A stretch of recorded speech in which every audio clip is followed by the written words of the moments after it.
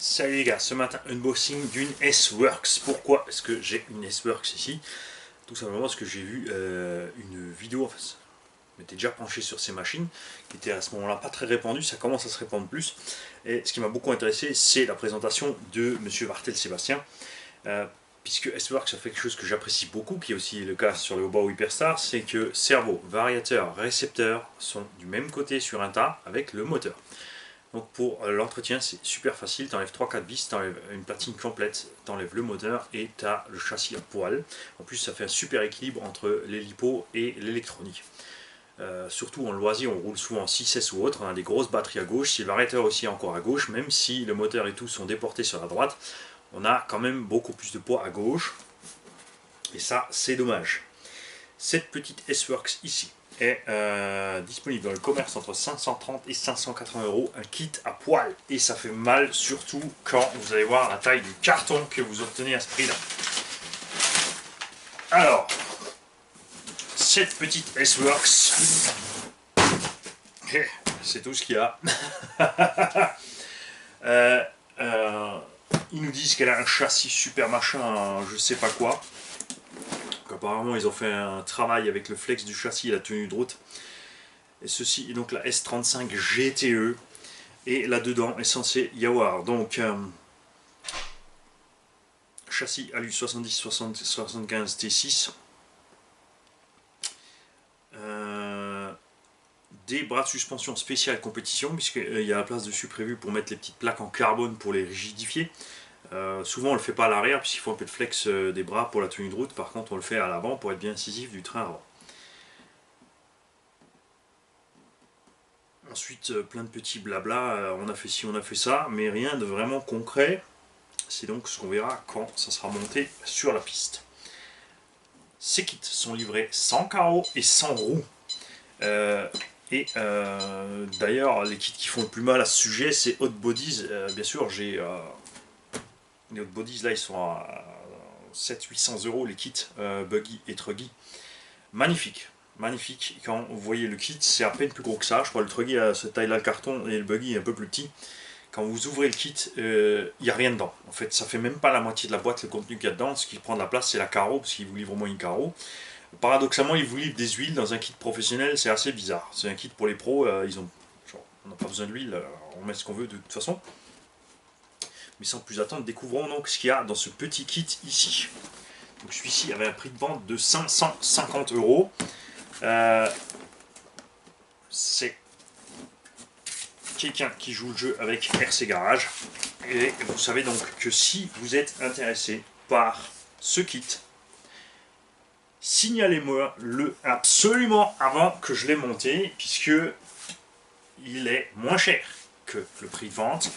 Donc si quelqu'un d'entre vous fait la compète et est intéressé par ce kit, signalez-moi avant que je le monte.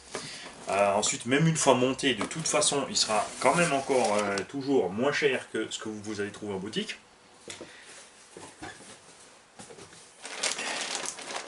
Et là-dedans, donc un kit classique. On a... Alors je découvre avec vous comment que S-Works il mélange ces choses. On a le bag, donc on va commencer dans l'ordre. Ici le E1, c'est peut-être étape 1, on ne sait pas. On a donc les bras de suspension, des barres anti-roulis. Alors il y a plusieurs barres anti-roulis, hein. Il y en a 4, ça veut dire qu'on a le choix entre 2 duretés différentes. Donc on peut faire souple devant derrière, dur devant derrière, souple devant, dur derrière, dur devant, souple derrière, hein. C'est pas compliqué. Les axes de suspect en 4 mm, tout ça bien sûr en inox. Le plastique des bras de suspension. Oh putain, ouh la vache, c'est du costaud. Oh de Dieu, il n'y a pas de flex, hein. Les bras évidemment assez courts, les supérieurs du moins, les affaires un petit peu flex, mais plus courts. On a bien les empreintes, vous ne voyez pas la caméra, et je ne vais pas l'ouvrir au cas où si quelqu'un veut ce machin avant que je l'ai touché. Vous avez donc bien sûr la place pour mettre les petites plaques en carbone, qui évidemment, n'oubliez pas, va alourdir la machine, puisque vous mettez une petite plaque, elle pèse 3 fois rien, mais il y a 1, 2, 3, 4, 5, 6, 7 vis par triangle pour fixer cette petite plaque de carbone dessus. Donc un poids total, si vous mettez le tout, pas négligeable. On a les hexagones de roues qui pèsent rien. Alors c'est de l'alu 70-75, en plus ça a été percé pour alléger encore. Donc un gros travail à ce niveau-là, j'aime beaucoup. On a le petit sachet avec les amortos, donc 4 amortos courts avec 4 ressorts moyennement durs, pas mal, j'aime beaucoup. J'aime pas en fait, souvent en GT on fait des suspensions hyper méga dures. Et, vous l'avez vu quand on fait rouler les Mugen par exemple, ils ont tendance à délester assez rapidement sur les petites bosses. Moi j'aime bien le petit mélange entre où le véhicule suit encore bien la route. Après chacun son choix, c'est sûr que ça reste efficace d'avoir une suspension béton. Après sur une piste pure, c'est même pas la peine de monter les amortos les mecs, vous mettez deux biellettes et un tirant réglable et vous réglez votre hauteur de caisse comme ça et pas de suspension, c'est réglé. Par contre pas le droit à l'erreur si tu tapes le vibreur. Adios muchachos. Alors les amortos aussi pareil, les corps hyper légers, alu 70-75, un petit mélange de couleurs, j'aime bien. On a sur la bague aussi déjà un repère, parce que souvent les compétiteurs ont fait ça dans le temps, fait un petit repère à la peinture ou disquer un petit coup dedans pour compter le nombre de tours en fait. Ils partent à 0, ensuite soit ils comptent le nombre de tours, soit ils vont mesurer avec le réglé, etc. Chape et rotule, tout ça m'a l'air de très bonne faction. Bien sûr, les pistons en téflon. Les supports d'amortisseurs, donc les pivots pour fixer les amortos aussi à l'U70-75 très léger. La platine servo aussi en alu 70-75, donc là-dessus on n'aura aucun mouvement c'est sûr. Avec les biellettes de direction. On a aussi livré les huiles avec. Alors qu'est-ce qu'il nous propose ici? De la 3000, de la 400 et de la 7000. Pour tout le kit? Non.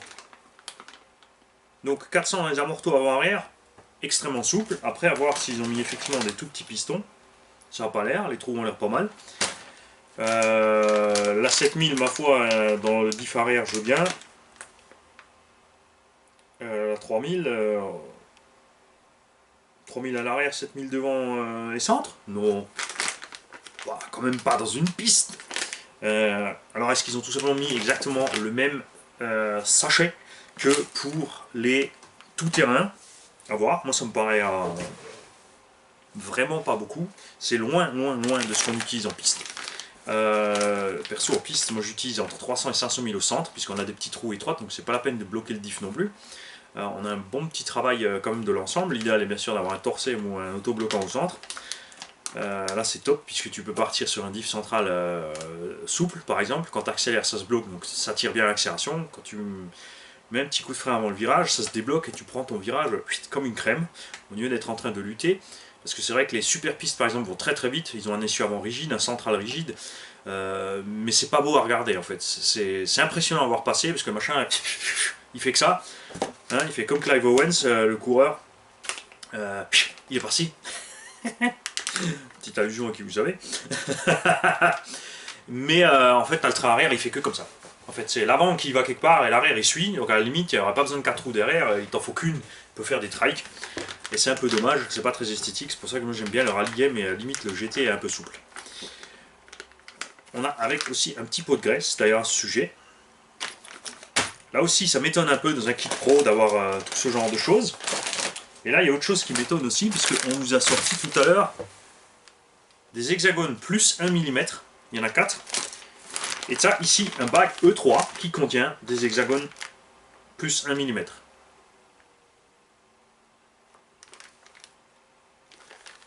Troué aussi. Je ne sais pas comprendre. C'est super funky. Alors moi j'aime bien ça, parce que quand tu vois ce qu'ils te vendent ça, ça vaut entre 20 et 40 balles. Tu les as 2 fois. Donc soit il y a une boulette, soit il y a une boulette. Je vais donc les contacter pour savoir ce qui se passe avec ça, puisque éventuellement c'était prévu pour des plus que plus 1, ou alors il devait y avoir des 0 et des plus 1, je ne sais pas, mais il y a clairement une erreur là-dedans. On a là-dedans les fusées avant qui sont sur rotule, donc les cardans. Donc en fait un mélange des sacs assez étrange, parce que c'est pas du tout par étapes. Les corps de diff. Différentiels qui sont prévus sans plaquettes à l'intérieur, mon Showa aussi. De toute façon, si la qualité du plastique colle, il n'y a pas de souci. On a bien des inserts en métal ici sortis. Et évidemment, on va voir, non, puisque si je l'ouvre pas, on ne saura pas, mais si je le monte et je l'ouvre, on verra évidemment si ces diffs rentrent dans la Carson. Noix de diff aussi light et ajouré. Tous les pignons aussi vais essayer de vous le montrer quand même. En fait, sont allégés un max, c'est-à-dire qu'ils sont tous creusés à l'arrière ici, au niveau des matières, même les satellites ici sont creux. Ça, donc un avantage au niveau du poids, c'est aussi un avantage économique pour le constructeur. Ces pièces ne sont pas moulées, hein, généralement elles sont forgées. Donc ça lui économise en fait énormément de matière sur la quantité produite, et nous ça nous arrange parce que l'huile peut rester capturée là-dedans. On a donc toujours une petite réserve sur le film d'huile entre les pièces en mouvement. Ça c'est cool. Les carters avec les cales de maintien de train qui sont noires en alu 70-75 avec un petit rebord argenté. Donc là, on a quand même déjà, on a du noir avec le rebord argent, on a du doré, on a les amortos qui sont en doré et en gris. On commence à avoir quand même beaucoup de couleurs différentes sur les alus. On va voir quand c'est monté si ça en jette ou pas. C'est quelque chose que j'adore, c'est X-Ray, c'est que c'est tout pareil. La barre de Ackerman qui est en gunmetal. Direction sur roulement évidemment. Couronne de diff centrale 3 fois. On a 3 couronnes de diff centrale. On a des pignons aussi et c'est pas prévu pour un blocage. Est-ce qu'il y a plus ou moins de dents ou est-ce qu'ils ont mis 3 fois avec les mêmes dents? Ça c'est sympa, oui, ça m'a l'air d'être 3 fois les mêmes. Ça c'est cool puisque c'est en plastique. Beaucoup n'aiment pas les plastiques, moi j'aime énormément. D'abord c'est très silencieux et ensuite c'est vrai qu'en compète ça peut être un souci si tu vois une pierre, tu pètes une dent, ta course est foutue. En loisir on s'en fout, mais je préfère péter une dent sur la couronne que de bloquer mon moulin. Surtout quand on ralliait mon roule sur des parkings avec du gravier ou autre, ça peut se prendre dedans, c'est vite moche. On a le châssis qui effectivement on a l'air de peser 3 fois rien, anodisé noir. Je suis pas fan des châssis noirs parce que quand ça frotte c'est vite plus noir. Je préfère largement les couleurs brutes de l'alu à ce niveau-là. On a les supports de carreaux, la vache, qui sont balèzes aussi. Voilà, ils ont mis ce qu'il faut. Ils nous livrent un seul et unique pignon avec, un cardan avant très long puisque le moteur est monté à l'arrière.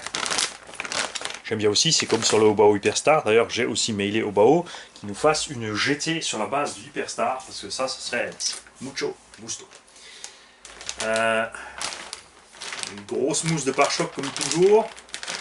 Et de quoi faire les supports.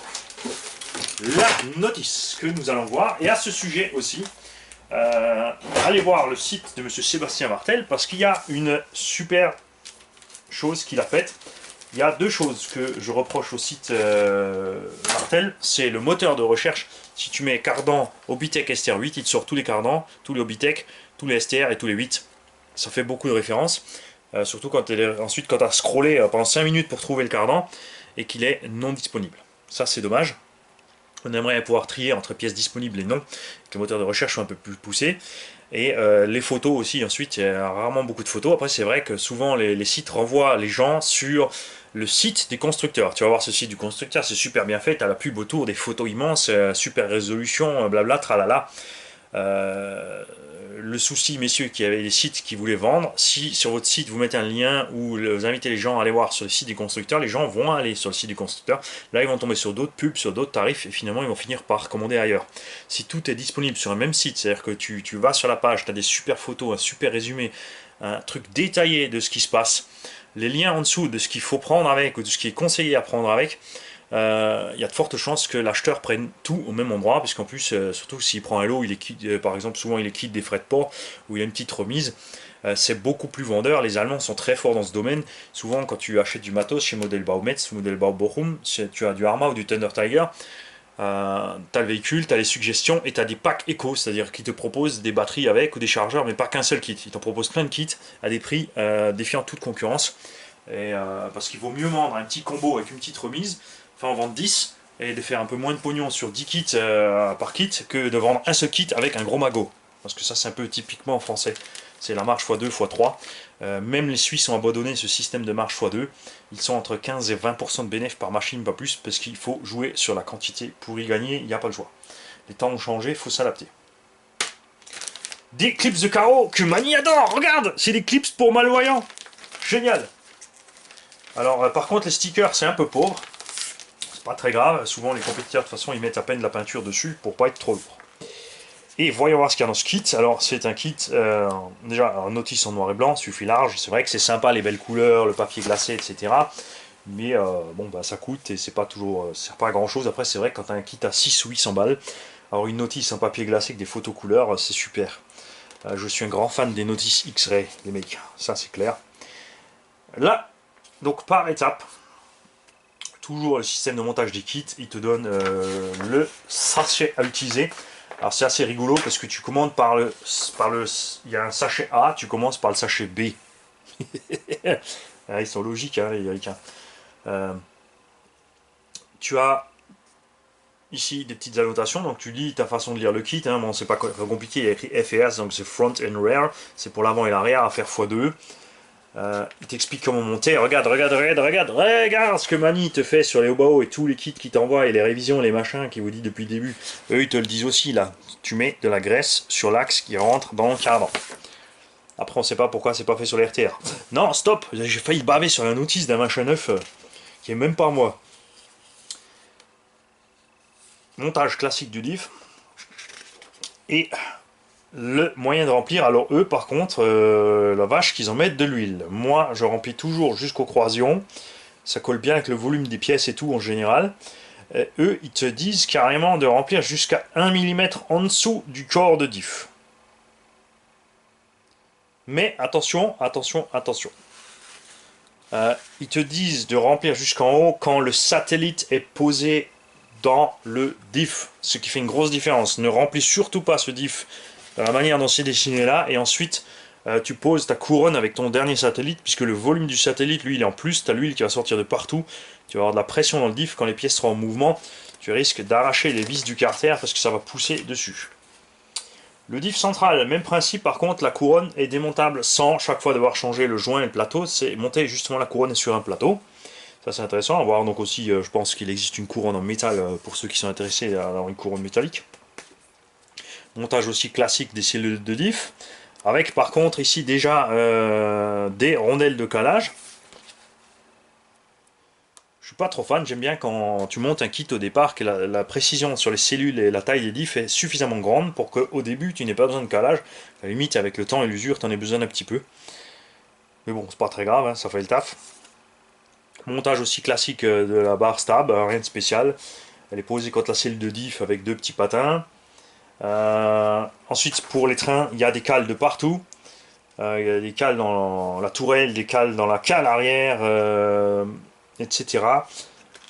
C'est bien parce que tu as une tonne de possibilités de réglage. C'est chiant quand tu démontes parce que tu te retrouves avec des cales partout. Des cales et des clips de partout, c'est pas toujours top. Mais bon, c'est comme toujours, ça fait le travail, c'est réglable, c'est bien. Après, en GT, tu démontes rarement, à part si tu n'arrêtes pas de manger les trottoirs, n'est-ce pas, Olive, n'est-ce pas, Jérôme? Rien de spécial, sinon donc c'est montage un peu standard d'un buggy. Et la notice, on la feuillette un peu ensemble parce que comme ça rallonge la vidéo. Mais non, ça n'a rien à voir, les mecs. C'est juste que la notice est bien faite. Les dessins sont clairs. Tu as tout ce qu'il te faut en petites vis, en petites flèches, en petits machins. Les petits conseils pour pas serrer trop fort, par exemple, les petits rails en plastique de sécurité sur le côté. Le moteur est monté sur un chariot avec des trous oblongs, pas sur un chariot qu'on peut enlever, c'est-à-dire que tu mets le moteur, tu mets le tout dedans. Beaucoup n'aiment pas ça parce qu'ils disent ouais, on n'arrive pas par derrière à mettre les vis, c'est pas vrai, tu prends une clé Allen, tu arrives très bien sur les vis. De toute façon, une fois que c'est monté, tu as juste à serrer, desserrer, puisque le pignon tu peux le changer sans sortir le moteur. Tu sors rarement à chaque fois le moteur quand tu veux faire un réglage. Ensuite, tu peux le faire avec une rallonge par derrière. Puisque j'ai constaté sur les Losi, les Mugen, que personnellement je suis pas super fan du chariot complet, puisque le chariot complet n'est fixé généralement que par une vis, c'est guidé, donc il peut y avoir du mouvement à ce niveau-là. En piste, c'est pas un problème, en tout terrain, ça peut poser problème.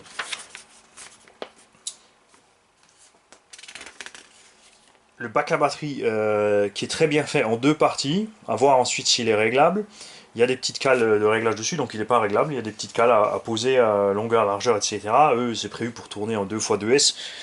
Bien sûr qu'on va mettre un pack de 6S là-dedans, les mecs. Qu'est-ce qu'on va se faire chier en 2x2, hein? Ou alors, à la limite, si on met deux packs, c'est 2x4. Hein, parce que là, sinon, je vois pas l'intérêt. D'ailleurs, expérience qui fonctionne à merveille sur la Mugen de Bip Bip. On a mis du 8S avec un 1400 kV. Donc il a une vitesse de pointe analogue à la Mugen 2200 kV en 6S. Bien sûr, on pourrait faire pire, mais c'est pas le but. On a la même vitesse, par contre, on a une conso ridicule. Les batteries, même les bashing qui sont pas mauvaises, mais pas super non plus, ne souffrent pas de ça. On roule 35-40 minutes avec des Vmax entre 90 et 100. C'est assez impressionnant. Tout ça, bien sûr, en utilisant des VS Line super light à cause du poids. C'est un moment où tu es trop lourd, tu bouffes tes pneus à gogo. Après, il faut aussi pas toujours patiner comme un sauvage. Le cerveau là-dedans est monté à la verticale, ce qui permet d'économiser la place justement pour mettre le vario entre lui et le moteur. Toujours à la fin, le montage des amortos. C'est-à-dire que tu as fini de monter ta caisse, tu fais tes amortos. Après, bon, pour ceux qui aiment attendre plus hors de bulle, hein, un jour ou deux, bah, tu finis pas ta voiture. Donc moi, je commence toujours par le montage de... En plus, tu commences par les diffs, tu as déjà de l'huile en main, tu es déjà dans la partie grasse de l'opération. Donc je fais toujours, et je n'arrive pas à comprendre pourquoi ils s'obstinent à faire les amortos à la fin, je fais toujours les amortos et les diffs en premier. Après, le collage des jantes. Comme ça, j'ai les mains bien propres, je colle mes pneus, mes jantes, je mets mes petits risants, comme vous avez vu sur le flash info. Ensuite, je remplis les amortos comme j'ai fait ce petit flash info en moins d'une minute. Et après, j'attaque mon kit, et à la fin, donc je clipse mes amortos, mes pneus sont collés, je monte le tout ensemble, mon kit est prêt. Évidemment, entre temps encore, je m'amuse à faire mes étapes de peinture. Si tu es dans le montage industriel comme le fait Mani, ici ça rigole plus, on n'a plus le temps les mecs. Bien sûr, on rigolera toujours, quitte à vous donner un jour ou deux de délai en plus, je préfère me marrer en montant votre kit que de me faire chier et de vous envoyer quelque chose de mal fait parce que ça m'a pas amusé. Toujours quelques petites pages pour les setups, le petit suivi des pièces, etc. Donc c'est pas mal, ça suffit largement. De toute façon, ils ont tout basé sur le style noir et blanc. On aurait bien aimé qu'ils fassent ça aussi avec tout, en fait, les alus. Bon, ça c'est des critiques esthétiques, hein, c'est rien de méchant, hein, mais là, effectivement, avec les cales de train noirs, moi j'aurais bien aimé des hexagones super light noirs. Si déjà ils ont mis deux paquets, j'aurais aimé du plus 1 et du plus 2, plus 3, plus 4, autre chose quoi. Enfin, du 4 plus 1 et ensuite du plus 2, du plus 3 pour pouvoir faire des largeurs différentes. Sur la voie arrière, c'est souvent le cas sur les carreaux. Des écrous noirs avec le bord argent, des amortos noirs avec le bord argent, enfin tout faire pareil. Hein, on aime bien quand c'est homogène. Après, évidemment, à voir quand c'est monté, ça sera beau quand même, c'est quasi sûr. Si quelqu'un veut donc ce kit à monter soi-même, dès que vous regardez cette vidéo, rcgarage68@gmail.com, vous me le signalez avant que je mette mes pattes dedans. Je vais essayer de mettre la vidéo en ligne aussi avant d'avoir effectivement mis mes pattes dedans. Sera livré avec une carrosserie aussi, elle arrive de GT Honda. Puisque je trouve ça un peu couillon d'avoir un kit sans carreau, sans rien. Et il y aura aussi 4 roues avec. Vous aurez donc un kit complet. Vous mettez votre électro, et vous êtes parti. Et tout ça avec une super remise grâce à la boutique qui joue le jeu avec nous, qui n'est pas française, puisque les boutiques françaises ne jouent pas le jeu avec nous. Il n'y en a aucune qui m'a proposé quoi que ce soit, il n'y en a aucune qui a dit tiens, on a une voiture ici, il y a un retour client, mais un peu abîmé, machin. On te l'envoie, tu fais la présentation et tu peux la laisser moins cher aux abonnés, ou carrément du matos défectueux que je puisse réparer et offrir. Ça ferait donc une super pub, ça franchement, une tombola offerte par RC Machin, RC Birdule, Point Shop, Truc Muche, ça serait top. Et les boutiques qui jouent le jeu avec moi sont les Suisses et les Allemands, qui pourtant ont moins de vidéos que nous. Mais eux, ça les éclate, et ça y fait quelque chose, puisque la boutique suisse, en jouant le jeu avec nous, tout simplement, on faisait une petite remise super sympa pour les abonnés sur les Traxxas. Quadrupler sa vente par semaine de véhicules Traxxas. C'est aussi simple que ça. Donnant, ça marche toujours. Salut les gars.